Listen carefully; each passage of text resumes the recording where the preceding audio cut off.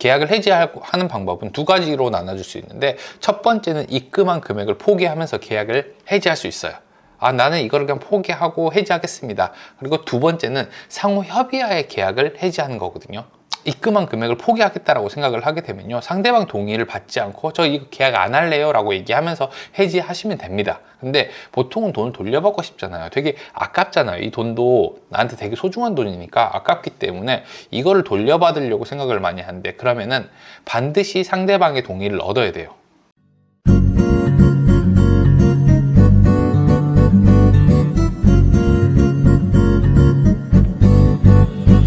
네, 안녕하세요. 버트너입니다. 오늘은 가계약을 해지하는 방법에 대해서 얘기를 한번 해보도록 할게요.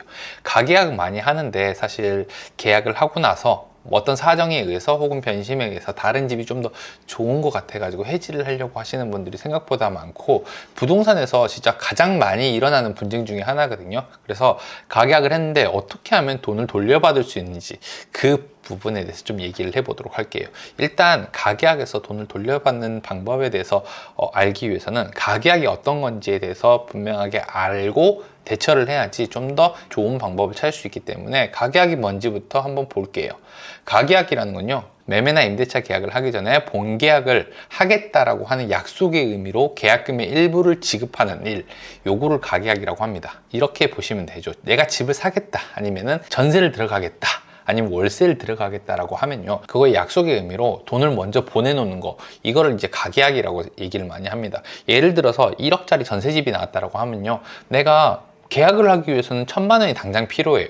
혹은 집주인을 지금 당장 만나서 계약을 해야 되는데 현실적으로 바로바로 집주인을 만나거나 계약금이 준비가 안 된 경우가 많기 때문에 집을 보고 마음에 들면 다른 사람한테 보여주지 마세요 라는 의미로 내 돈 100만 원에서 500만 원 정도, 이 정도 금액을요 집주인 계좌로 넣으면서 가계약이 됩니다. 근데 부동산에서 계약이라고 하는 건요, 계약 기간과 금액만 합의가 되면은 계약이 성사가 됩니다. 그러니까 이거는 가계약이 아니라 계약이 돼버리는 거죠. 만약에 단순히 내가 이 집을 찜하겠다라는 용도로, 그러니까 그런 의도로 가계약을 했다라고 하면 돌려받을 수 있어요. 쉽게 돌려받을 수가 있는데, 우리 보통 부동산에서 가계약할 때는 계약 기간이라든지 아니면 금액, 얼마의 전세 계약을 하겠다, 이런 것들을 약속을 하잖아요. 먼저 그 내용을 알고 나서 계약을 하기 때문에 이게 계약이 돼버리는 거죠.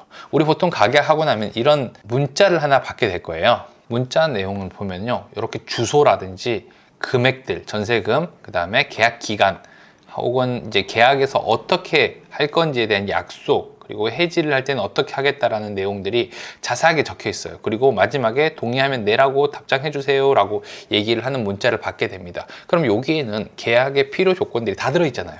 일단 주소가 들어있죠. 어디를 할 건지가 들어있고, 그 다음에 금액이 들어있어요. 그리고 나서 계약 기간이라든지 계약일이라든지 계약 내용들이 다 들어있기 때문에 계약금을 전부 보내지 않았다 하더라도 계약금의 일부만 보낸 것만으로도 계약이 이미 된 거죠. 그래서 이런 문자를 받게 되면요, 찜하는 용도로 했다라고 하기보다는 계약을 했다라고 보는 게 더 맞아요. 이렇게 되면은 계약을 해지하는 방법은 두 가지로 나눠줄 수 있는데, 첫 번째는 입금한 금액을 포기하면서 계약을 해지할 수 있어요. 나는 이거를 그냥 포기하고 해지하겠습니다. 그리고 두 번째는 상호 협의하에 계약을 해지하는 거거든요. 입금한 금액을 포기하겠다라고 생각을 하게 되면요, 상대방 동의를 받지 않고 저 이거 계약 안 할래요 라고 얘기하면서 해지하시면 됩니다. 근데 보통은 돈을 돌려받고 싶잖아요. 되게 아깝잖아요. 이 돈도 나한테 되게 소중한 돈이니까 아깝기 때문에 이거를 돌려받으려고 생각을 많이 하는데, 그러면은 반드시 상대방의 동의를 얻어야 돼요. 이거는 조건이 상관이 없어요. 양쪽에서 어떻게 협의하는지에 따라서 내용을 달리할 수 있기 때문에, 그러니까 상대방의 동의를 얻는다는 거는 그냥 일방적으로 내가 돌려달라고 얘기를 하는 게 아니라 상대방이 받아들일 수 있을 만한 조건을 제시를 하는 거죠. 어떤 식으로 하냐면은, 제가 가계약을 바로 받는 게 아니라 다음 세입자가 정해진다라고 하면은 돌려주세요, 이런 식으로 제시를 한다든지, 아니면 제가 중개보수를 모두 부담을 할 테니까 공인중개사님이 이걸 원만하게 해지할 수 있게 좀 도와주세요 라는 식의 제시를 하는 거죠. 그러니까 집주인한테 제시를 할 수도 있고요, 공인중개사한테 제시를 할 수도 있습니다.